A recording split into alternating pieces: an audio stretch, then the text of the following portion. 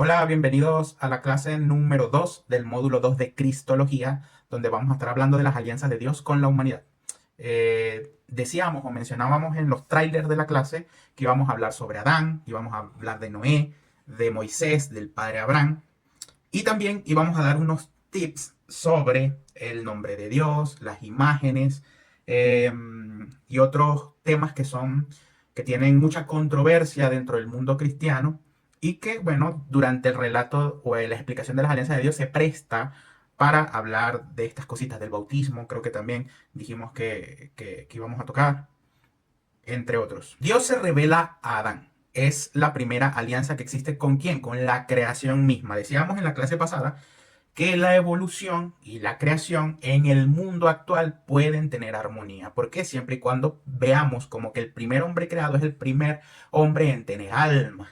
Puesto que la evolución no puede darte una explicación del alma, sino la forma orgánica del cuerpo del ser humano, podemos decir que Adán es el primer hombre con alma. Y tampoco podemos limitar a Dios dentro de las dimensiones que él mismo creó, es decir, el tiempo. Entonces Dios podía sincronizar el momento en el que crea a Adán y a la misma vez en la que la evolución lo alcanza.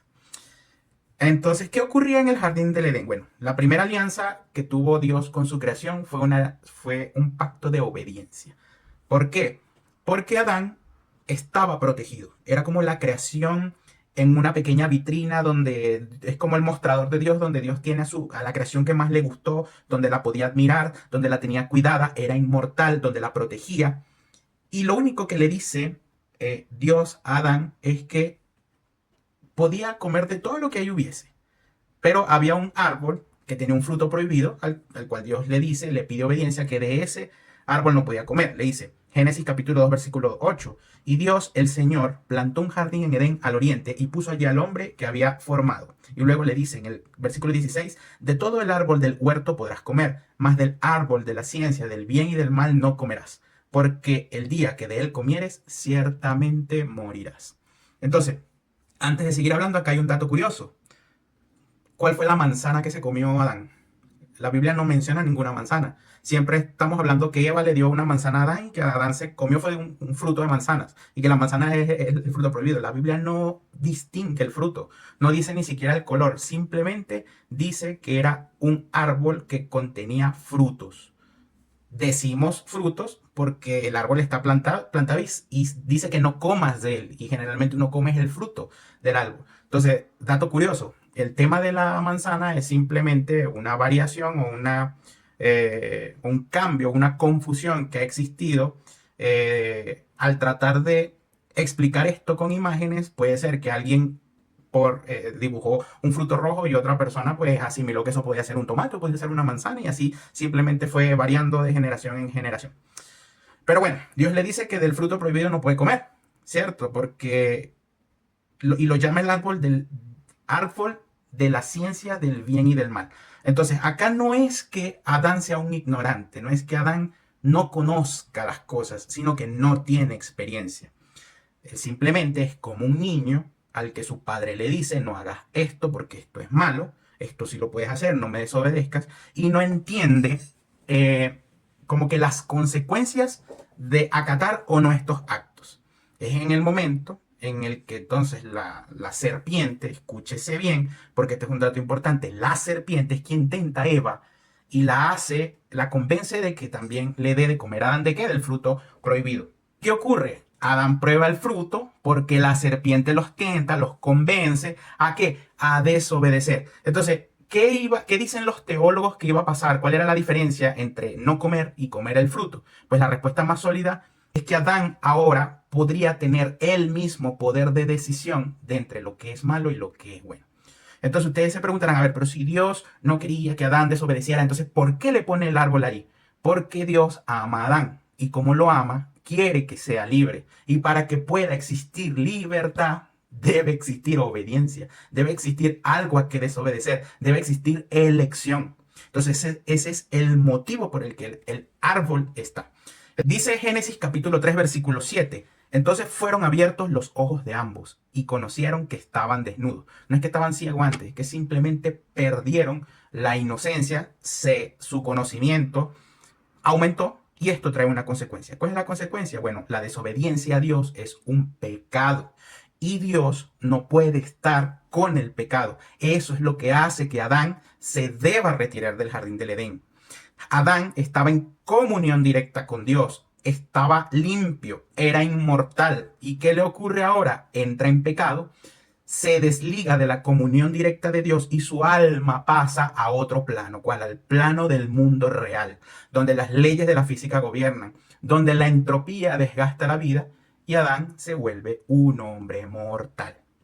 Claro, él se encuentra ahora con una biología que es totalmente compatible a él gracias al modo en que Dios hace las cosas, porque decíamos que la ciencia lo que hace es explicarnos la manera en la que Dios hace las cosas. No puede explicar el Edén porque el Edén está en otro plano más allá, de comunión directa con Dios. Adán pierde esa comunión por la desobediencia, entra al mundo mortal y se hace mortal. ¿Qué le dice Dios a Adán? En el Génesis capítulo 3, versículo 19. Con el sudor de tu frente comerás el pan hasta que vuelvas al suelo, pues de él fuiste tomado, porque polvo eres y al polvo volverás. Ciertamente venimos del polvo, venimos de una composición química orgánica que Dios no se va a desgastar explicándonos los elementos que participan, los ciclos, los tiempos, simplemente con decir, vienes de la tierra y a la tierra te irás. Es la sentencia con la que lo manda al mundo real. Entonces, decíamos que a la luz de la ciencia, el cuerpo de Adán puede ser explicado como una composición orgánica. Podemos llegar al cuerpo de Adán, pero no podemos llegar al alma. ¿A qué parte del alma? Ese ser pensante, autocrítico, que siente temor, que siente culpa, que es indeciso. Ese tipo de cosas no se pueden explicar orgánicamente. Pero esto va más allá. Estamos entrando en un plano donde solo Dios puede ser partícipe. Entonces, ¿quién le entrega el alma a Adán? El mismo Dios, cuando le dice entonces el Señor, Dios formó al hombre del polvo de la tierra y sopló en su nariz aliento de vida.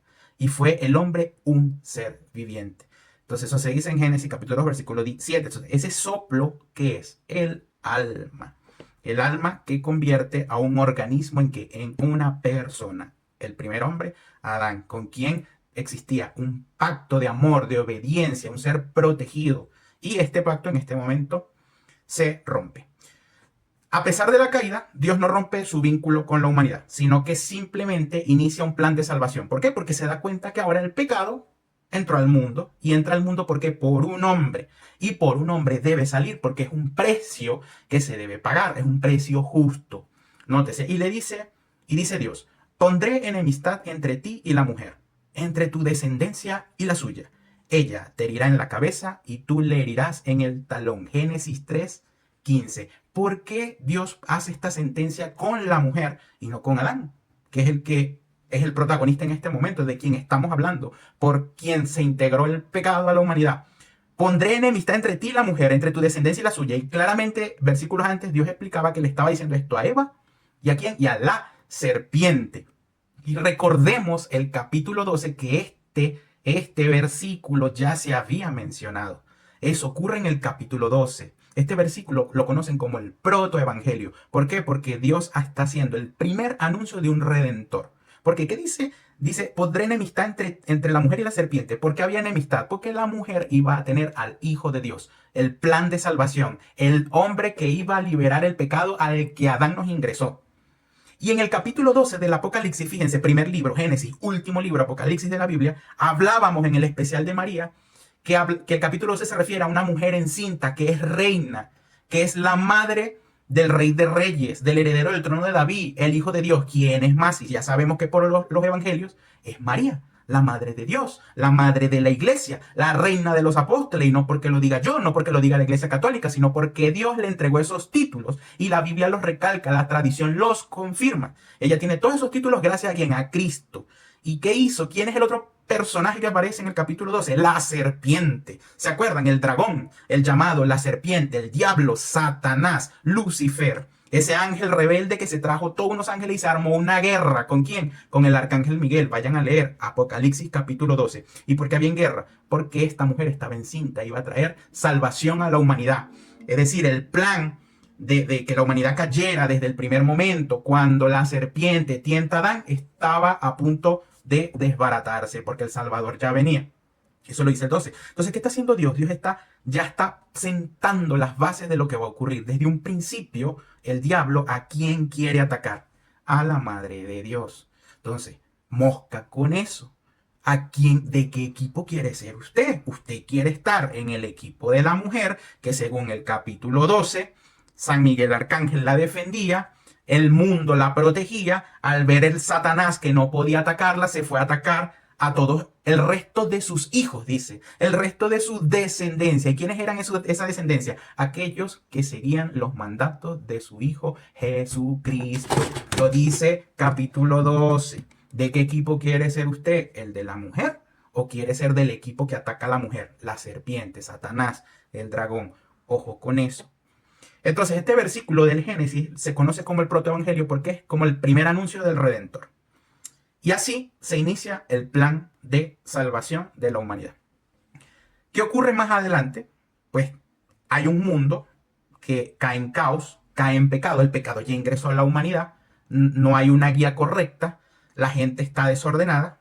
Y aparece un personaje, Noé, y llegamos a la segunda alianza. La alianza con Noé, que es la memoria de un diluvio universal. Dios decide borrar de la faz de la tierra a la humanidad, reiniciarla. ¿Cómo reiniciarla? Porque iba a dejar a quienes creyesen en la predicción de Noé de que venía un diluvio, Dios les iba a permitir vivir. Y dice la historia de la Biblia que Dios le entrega características especiales a Noé para que construya una arca. Y que esa arca se iba a llenar de animales de todas las especies para salvarlas de lo que se venía. Y claro, mucha gente dice, ¿cómo vas tú a creer en un personaje que pudo construir un barco y en ese barco cupo cualquier cantidad de animales que hay en el mundo y cómo se salvaron? Recuerden que esto es un plan de Dios. Dios le está haciendo una petición a Noé. Noé la está cumpliendo y por la obediencia de Noé, Dios puede obrar. Y es Dios. Nosotros no podemos limitar el poder de Dios a las dimensiones y métricas humanas que son creadas por el mismo Dios. Nosotros no podemos hablar de tiempo para Dios, no podemos hablar de dimensiones, de espacio, de que si cupo o no cupo, grande, chiquito, de peso, de volumen, no podemos meter a Dios a eso. Entonces, si Dios decía que esta arca iba a contener a todas las especies del mundo, es el poder de Dios el que estamos comparando, no es el poder humano. La Biblia habla desde ese contexto. No pueden dudar, es el evento ineludible de que existió un diluvio universal. ¿Por qué? Porque si vemos, Dios se ha manifestado por partes. Dios no se le manifestó a todo el mundo. Tenía la creación, pero solamente tocó en primera instancia a Adán. Luego está tocando a Noé y a su familia, pero solamente a Noé. Habla solo con Noé porque necesita reiniciar a la humanidad. Entonces, muchas culturas en el mundo no estaban en contacto con Dios, sin embargo, registraron dentro de sus datos históricos que hubo un evento de un diluvio, que hubo inundación, que hubo un cataclismo de agua que básicamente borró a la humanidad del mundo. Entonces, el relato bíblico del diluvio a través de Noé lo vemos en Génesis capítulo 6, versículo 9. Sin embargo, los paralelismos que estamos hablando, por lo menos en la mitología griega, dice que Deucalión, hijo de Prometeo, sobrevive un diluvio enviado por Zeus. La mitología romana dice, Júpiter y Neptuno inundan la tierra por la maldad del hombre. Egipto antiguo, el dios Atún castiga a los rebeldes con una inundación. Y los mayas, otro continente, o sea, fíjense, estamos hablando de varias culturas muy separadas entre ellos, con creencias muy diferentes, donde Noé estaba geográficamente ubicado muy lejos de todos ellos, y los mayas, que están en otro continente que todavía no había sido descubierto, dicen, los dioses destruyen a los hombres de madera con un diluvio negro enviado por un huracán. Hasta los sumerios tienen presencia del diluvio en su registro. Entonces la ciencia no puede negar que ese evento sí ocurrió. Simplemente estudian por qué ocurrió. Bueno, unos dicen que por efectos del derretimiento de muchos glaciares se inundó la Tierra. Otros dicen por el efecto de la erupción de un volcán que causó un efecto invernadero y después el ciclo de la lluvia se alteró, etc. Pero ya hemos dicho en clases anteriores que la ciencia lo que hace es explicarte la forma en la que Dios actúa. Puesto que si creemos en un Dios creador del universo, también tenemos que creer en las leyes de ese universo. Y esas leyes son físicas, esas leyes son biológicas, son químicas. Por ende, Dios es el creador de esas leyes y la forma en las que ocurren vienen de Dios. Entonces, el diluvio, nadie lo debate, eso ocurrió. Que ocurra, como dice Noé, como dicen los griegos, como dicen los romanos, depende de la creencia. Nosotros somos cristianos, creemos en el relato bíblico de Noé. Entonces, fíjense, Dios se presenta a Adán, se presenta a Noé, y dice la historia que, bueno, el diluvio arrasó con la humanidad por muchos días y muchas noches, hubo lluvia, inundaciones, y el arca se ancló en lo que se llama el Monte Ararat, lo que es la actual Turquía, y ahí quedó pues el arca. Y hay una noticia curiosa que actualmente es viral, que dicen unos científicos, unos arqueólogos que aparentemente han encontrado un hallazgo que es muy similar a el arca de Noé. ¿Por qué dicen eso? Porque justamente encontraron una especie de roca fosilizada con forma de barco que tiene las dimensiones que dice la Biblia y que está encallada en donde? En el monte Ararat, tal cual como lo dice la Biblia, no como lo dice la mitología griega, ni la sumeria, ni la romana, lo que dice la Biblia. En el monte Ararat, geográficamente, las dimensiones coinciden y le han hecho estudios de radiofrecuencia y se nota como si esa roca por debajo tuviese cámaras, pasillos, puertas, como para guardar, como decir, compartimientos de un barco. Se han encontrado restos fosilizados de moluscos, de elementos marinos, como si esa zona estuvo inundada bajo el mar en algún momento. Entonces, coincidencia, no sé, yo no creo en las casualidades, yo simplemente creo en el plan de Dios, en la manera en que Dios hace las cosas. Pero es curioso, la ciencia no va a aceptar que esto es simplemente una confirmación del relato bíblico, sino simplemente puede aceptar que existió el arca y que este evento catastrófico, pues nadie lo ha negado. Las pruebas no confirman nada, pero les dejo ahí la noticia, todavía sigue investigación. Bueno, ¿qué pasa luego de la alianza con Noé? No volvería a maldecir el suelo a causa del hombre. Mientras dure la tierra sementera y ciega, frío y calor, verano e invierno, día y noche, no cesarán. He aquí que yo establezco mi pacto con vosotros y con todo ser viviente que está con vosotros. Jamás volverá a haber diluvio para destruir la tierra. Y Dios les dice que establece el arco iris como símbolo de su pacto. Entonces, el arco iris de la Biblia, no están hablando de algún movimiento mundano, no, están hablando del pacto, el sello con el que Dios le dice, yo no voy a volver a destruir el mundo por causa de la humanidad. Entonces Dios ya reinicia la humanidad. Entonces Dios continúa con el plan de salvación. Necesitaba reiniciar esta situación, limpiar, ordenar, hacer nueva vida para salvarla, ¿ya? Pero fíjense que Dios salvó, lavó, reinició esta vida ¿con qué? Con agua. ¿Y no les recuerda esto algo? Como el concepto del bautismo, cuando nos dicen el bautismo por agua nos lava, nos entrega nueva vida y nos salva. Nos salva. Primera de Pedro, capítulo 3. La paciencia de Dios esperaba en los días de Noé, mientras se construía el arca. El bautismo que corresponde a esto, ahora os salva. Entonces, si el bautismo tiene poder de salvación y tiene muchos beneficios, pero yo les dije que iba a mencionar solo algunos. El bautismo tiene muchísimos beneficios, pero me está diciendo en este momento que ahora me salva. No solo me limpia del pecado, no solo me hace miembro de la iglesia de Cristo, sino que me salva. Y de paso Pedro lo compara, hace la analogía con el momento del diluvio. Dios utiliza el agua para limpiar, para salvar, para reiniciar. Entonces le pregunto a usted, ¿quiere usted negarle la salvación a su hijo por no tener uso de razón, por ser un bebé? Usted le está otorgando salvación al bautizarlo. Entonces, ¿debemos o no debemos nosotros bautizar a los niños? Es sentido de lógica. Si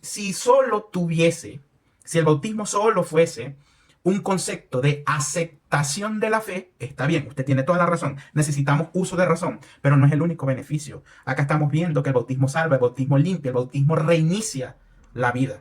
Y tiene muchos beneficios más que se los menciono, pero que vamos a estudiar solamente en el módulo del bautismo. El bautismo perdona el pecado original, el bautismo nos hace hijos de Dios, el bautismo nos incorpora a Cristo, el bautismo nos convierte en miembros de la iglesia, nos hace partícipes de la vida divina, nos entrega gracia santificante, nos imprime un sello espiritual indeleble, nos hace templos del Espíritu Santo, es necesario para la salvación, que es el que estamos hablando en este mismo, nos introduce en la comunión de los santos y es la puerta a los demás sacramentos. ¿Dónde está eso? En la Biblia. Sí, está. ¿Cuándo lo voy a dar? En la clase de bautismo, así que no se la pierdan, en el módulo de sacramento. Pero fíjense que acá Pedro nos hace la analogía ¿con qué? Con el momento del diluvio. Dios está salvando a la humanidad. Dios no la acabó, sino que la reinició. Salva nuestra especie porque todavía confía en nosotros y nos quiere dar la oportunidad. Ocurre más adelante. Llegamos al padre Abraham.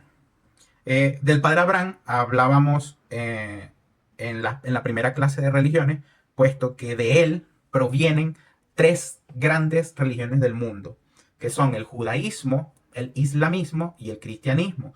Explicábamos en esa clase que por el entendimiento de la promesa de Dios a Isaac como que iba a crear a partir de Isaac naciones y el pueblo de Dios, de allí viene el judaísmo.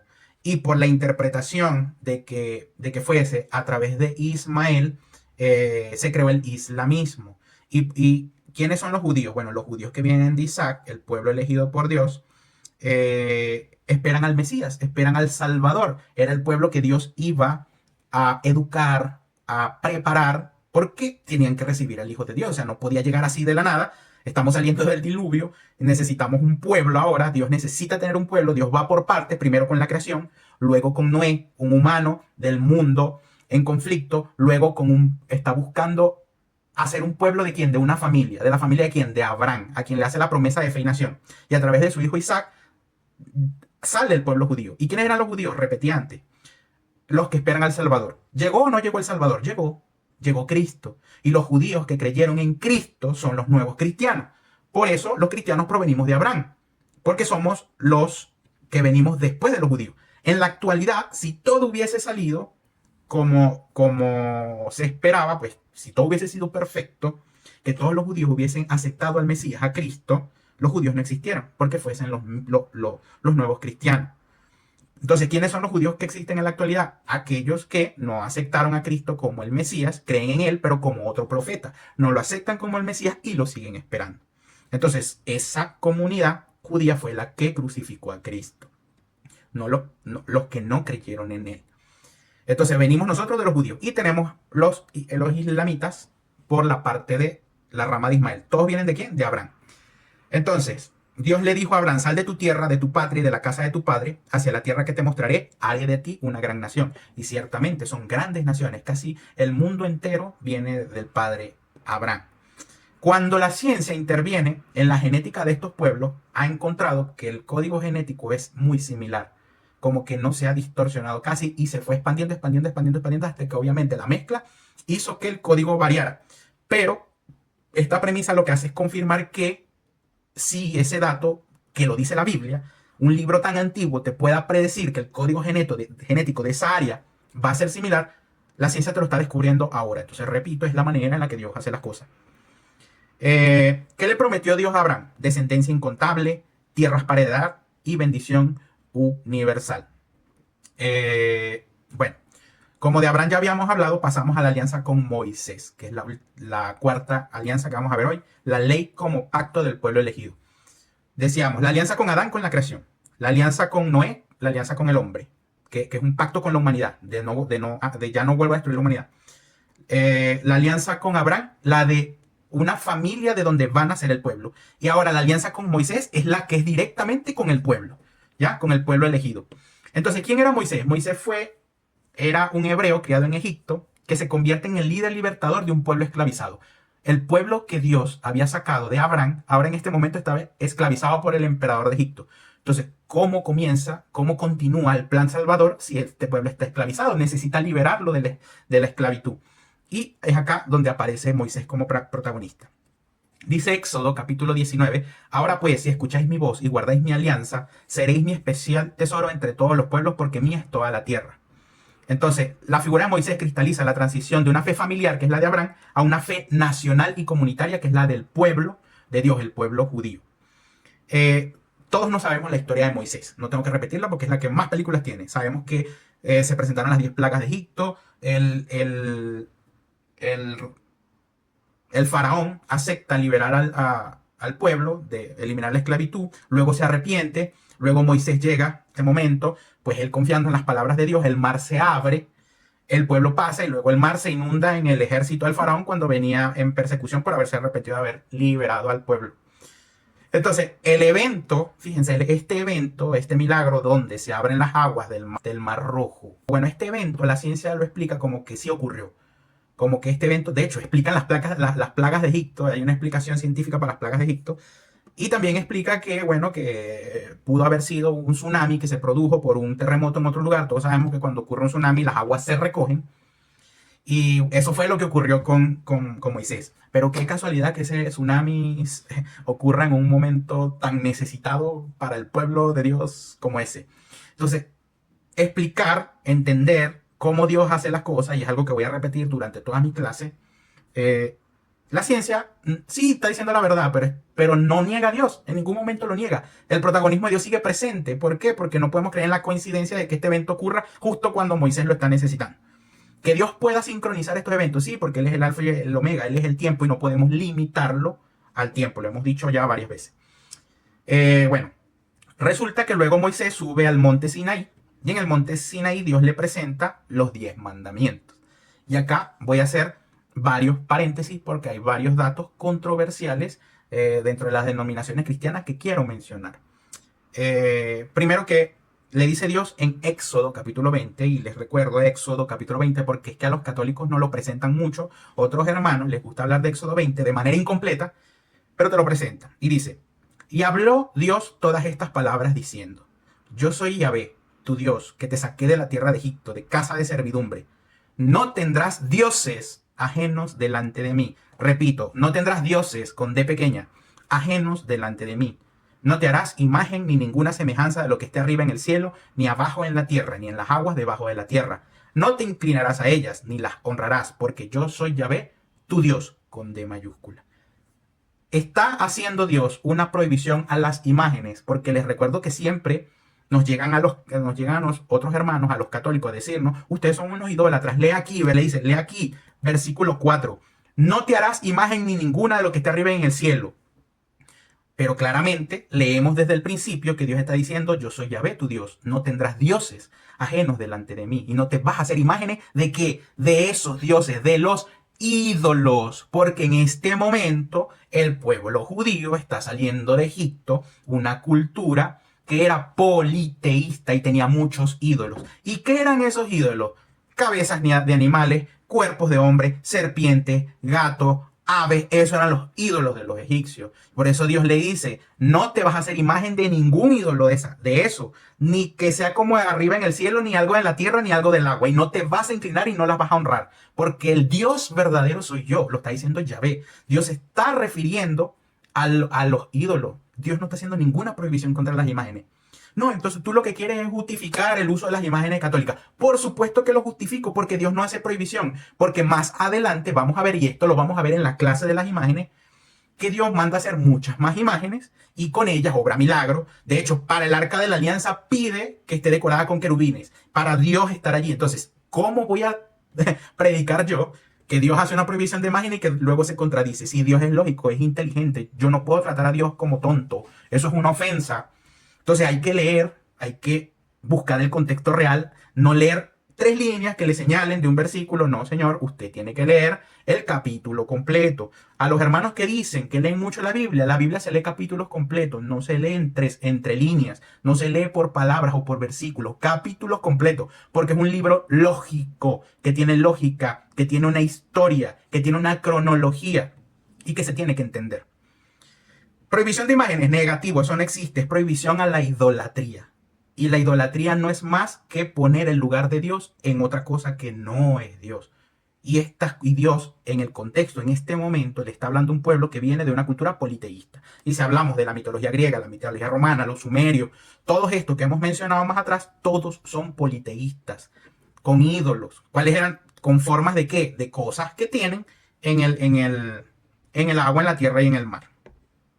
¿Y qué hizo justamente el pueblo judío cuando baja Moisés con las tablas de los 10 mandamientos? ¿Con qué se encontró? Pues que esta gente había agarrado, había fundido un poco de oro, y ¿qué hizo? Un animal de estos que camina sobre la tierra, un buey, y dijo, un becerro, perdón, y dijo, este es Dios. Entonces, justamente ya Dios sabía cuál era la ley que se tiene que Dios habla porque sabe lo que va a ocurrir y sabe de dónde vienen y los tiene que educar.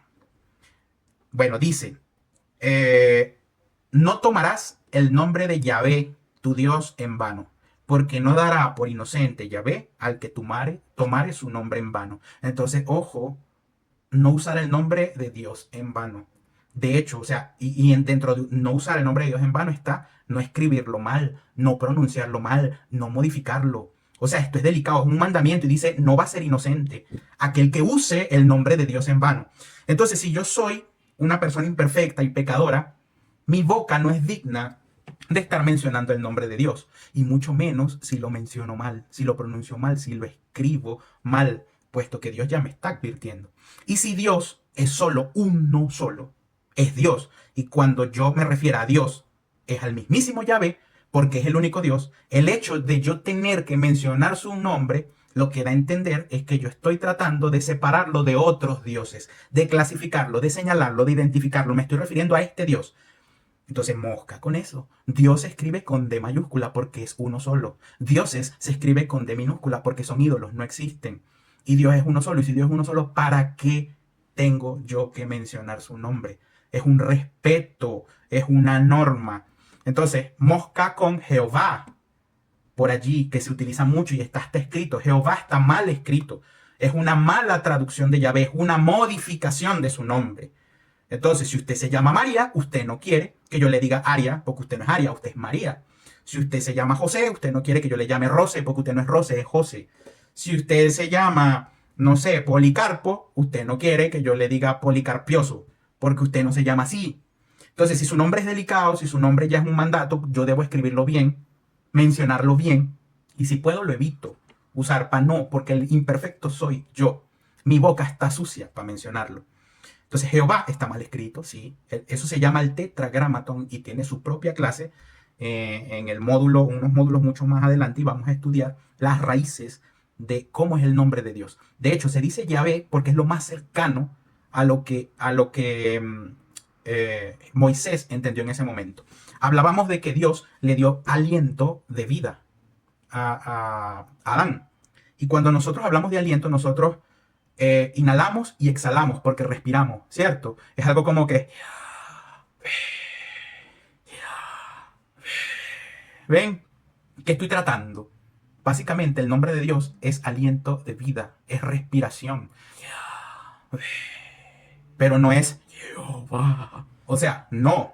Entonces es una modificación. Hay que estudiar, hay que entender. Esto tiene contexto histórico, esto no es invento de los católicos. ¿Para qué me voy a enredar yo la vida con el nombre de Dios? ¿Por qué? Porque existe un mandamiento, esto era delicado. Pero esto tiene su propio módulo, simplemente les estoy dando adelantos para que les dé curiosidad y no se vayan del curso. Dice, acuérdate del día de reposo para santificarlo, otro mandamiento. Tenemos denominaciones cristianas que se han quedado en este mandamiento de alguna manera, pero de alguna manera errada. ¿Por qué? Porque dice, acuérdate del día de reposo, 6 días trabajarás y harás toda tu obra, mas el séptimo día es reposo para Yahvé, tu Dios. No hagas en él obra alguna, tú, ni tu hijo, ni tu hija, ni tu siervo, ni tu criada, ni tu bestia, ni tu extranjero que está dentro de tus puertas. Porque en 6 días hizo Yahvé los cielos y la tierra y el mar, y todas las cosas que en ellos hay. Reposó en el séptimo día, por tanto Yahvé bendijo el día de reposo y lo santificó. Pero ¿cuál es el séptimo día? Si Dios trabajó 6 días y el séptimo descansó, porque así los habla el Génesis, pero hablábamos en la clase de la creación que el único testigo de la creación es Dios. Por ende, nosotros no podemos limitarlo a métricas humanas como el día, sino que Dios utiliza ese lenguaje para que nosotros entendamos que un día podían ser miles de millones de años, decíamos, ¿verdad? Entonces, el hecho, ¿qué es lo que está tratando Dios de recalcar? El descanso, que usted tiene que descansar. Usted tiene que guardar un día para descansar. Ese día usted lo guarda. Usted lo dice 6 días para hacer el resto de las cosas, pero un día para descansar, el séptimo. ¿Ya? Pero es dentro de nuestro calendario, el calendario humano, no el calendario de Dios, porque nosotros tenemos un calendario gregoriano. Antes teníamos el juliano. Dentro de ese calendario, el séptimo día es sábado. Y por eso, este pueblo decide utilizar el sábado para guardarlo como mandamiento de Dios, utilizar el séptimo día para descansar. Entonces, en la actualidad existen los adventistas del séptimo día que ellos celebran culto el sábado. Porque dicen que Dios lo estableció en su mandato en el Antiguo Testamento. Pero esta ley era ¿para quién? Para los judíos. ¿Y quién decíamos que eran los judíos? Los judíos eran el pueblo que estaban esperando al Salvador y que debían creer en él, que debían creer en el Mesías y luego convertirse al cristianismo. ¿Y qué nos explica el cristianismo? El cristianismo ahora nos enseña que el culto se hace el domingo. ¿Por qué el domingo? Porque es el día en el que resucita Cristo. Y Cristo dijo, harán esto en conmemoración mía. Y fíjense que hay muchos cristianos que no son católicos que defienden exactamente el domingo. Entendieron que la práctica del sábado es una práctica antigua del Antiguo Testamento y que no es que Cristo la está aboliendo. Cristo todavía permitimos el sábado como un día de descanso, pero el domingo se utiliza porque es el día en que resucita Cristo. Y si usted es cristiano, usted celebra el domingo, no el sábado. El sábado o el sábado es de los judíos. ¿Y quiénes son los judíos de la actualidad? Aquellos que todavía siguen esperando al Mesías y que creen que Cristo es un profeta, no Dios. Entonces, ¿dónde debería estar alineado usted si usted es cristiano? Ahí se lo dejo para la lógica. Esto tiene su propia clase, será explicado mucho más adelante con más detalle. Dice, honrarás a tu padre y a tu madre para que tus días se alarguen en la tierra que Yahvé tu Dios te da. Es decir, cuidar a mis padres me alarga la vida. ¿Cuánta importancia le está dando Dios a esto? Cuida de tu padre, ámalos, protégelos, ayúdales, hónrales. Entonces, ¿cómo puedo creer yo? Y lo digo ahora porque hubo, cuando se dio el especial de María, un hermano de otra denominación me escribió por privado y me dijo, ¿cómo puedes tú, o bueno, básicamente fue más general, ¿por qué ustedes los católicos defienden tanto a María si Jesucristo la trataba con desprecio? Jesucristo la trataba como una mujer cualquiera y era despectivo con ella. Y yo me quedé pensando por cómo es posible que alguien que es cristiano me venga a decir a mí que yo debo rechazar a su mamá porque el Dios de él, que es mi Dios, que ambos predicamos que es el Dios del amor y que me enseña a honrar a su padre y a su madre, según él, trataba despectivamente a su mamá. Entonces, no, de verdad me quedé bloqueado, o sea, porque me quedé pensando, ¿qué enseñan este tipo de pastores sobre María? ¿Por qué razón en muchas denominaciones protestantes, cuando se habla de María hay un silencio sepulcral? Porque hablan siempre, hacen prédicas de cualquier profeta del Antiguo Testamento, no sé, de Job, hablan del rey Salomón, hablan del mismo Moisés, del padre Abraham, hablan de los apóstoles, de Pablo, de Pedro, de Santiago, pero de María no predican. Ustedes se han dado cuenta que en las iglesias protestantes no se predica de María, no hablan de María. Y si hablan de María, empieza a decir, esto suena muy católico. Qué bonito que se relacionen los católicos con María. ¿Por qué? Porque María es la mamá de Jesucristo, la mamá de Dios. Yo no puedo creer que el Dios que me enseña a mí el amor y que resume todos estos mandamientos que estoy dando ahorita, Dios, Jesucristo los resume en amarás a Dios sobre todas las cosas y amarás a tu prójimo como a ti mismo, porque entiende que alguien que vive del amor puede cumplir, está en capacidad de cumplir todos estos mandatos sin que se los den con lupa. Yo, ¿cómo voy a pensar que va a dejar a su mamá de lado? Al contrario, la enseñanza me dice que no la dejó sola, que la protegió, que la llevó a un lugar especial y por eso creemos en la asunción de María, que ciertamente tiene que estar en el cielo, es la mamá de Dios. ¿Cómo voy a pensar yo que pasó por otro suplicio? Tiene que estar en el cielo. Y en el capítulo 12 del Apocalipsis está pero explicadito con todo. Con todo, ahí no hay pérdida. Vaya a leer el capítulo 12 para que usted sepa defender a María. Y no es el único capítulo. Simplemente me voy a ese porque es el más fácil de entender. De todos los títulos que los católicos le damos a María, de reina, madre de Dios, madre de la iglesia y madre nuestra. Títulos que Jesucristo le entrega. No es porque títulos que ella los tenga por ser ella. Es que títulos gracias a que Cristo la escoge y la honra primero para ser su mamá. Entonces, honrarás a tu padre y a tu madre. Se parece a qué lado quiere estar usted. Lo vuelvo a repetir. Al lado de la serpiente, que no quiere nada con la madre, o del lado que la defiende. Léase el capítulo 12 del Apocalipsis. Dice, los 10 mandamientos, seguimos. No matarás, no cometerás adulterio, no hurtarás, no hablarás contra tu prójimo falsos testimonios, no codiciarás bienes ajenos, respetarás el matrimonio, no dirás mentiras. Entonces, fíjense, todos estos mandamientos se parecen mucho al código civil de nuestra sociedad, que nosotros aún utilizamos. ¿Por qué? Porque si yo robo, voy preso. Si yo estafo, voy preso. Si yo violo mis matrimonios, estoy cometiendo crimen. Si yo mato, es un crimen. Entonces, ¿sirve o no sirven estas leyes para mantener una sociedad? Claro que sí, las vivimos en la actualidad. Sean ateos, sean creyentes, sean de esta religión o de la otra, utilizamos el mismo código que se encuentra en la Biblia para sostener una sociedad. Entonces, lo básico que se necesita para convivir, para que no nos destruyamos entre nosotros, para que no vuelva a ocurrir lo que ocurrió antes de Noé y Dios necesita reiniciar a la humanidad. Entonces, era lo básico para que el pueblo judío comenzara, entendiera, se preparase, fuese aprendiendo y con el tiempo Dios pudiese venir a darnos la salvación. El pueblo tenía que entender que el Mesías llegaba. Fíjense que en el momento en el que Cristo viene, de igual forma, todos no lo entendimos. Y aún en la actualidad, muchos aún no lo entienden. ¿Cuál es la iglesia de Cristo? Si creo o no creo en Dios. Hay todavía mucho problema, pero sí vivimos en una sociedad que tiene un código que está en un libro muy antiguo.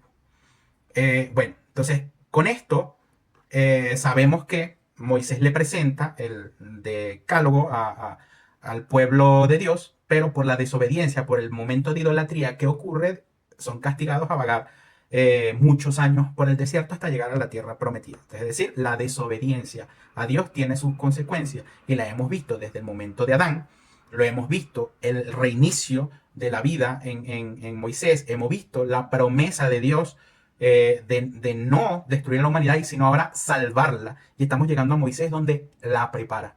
¿La prepara para quién? Para la venida de Cristo. Es por eso que esta clase son introductivas para qué? Para la cristología. Tenemos que entender por qué Dios obró de esta forma. ¿Por qué? Porque va a enviar a su Hijo y el pueblo debe estar preparado.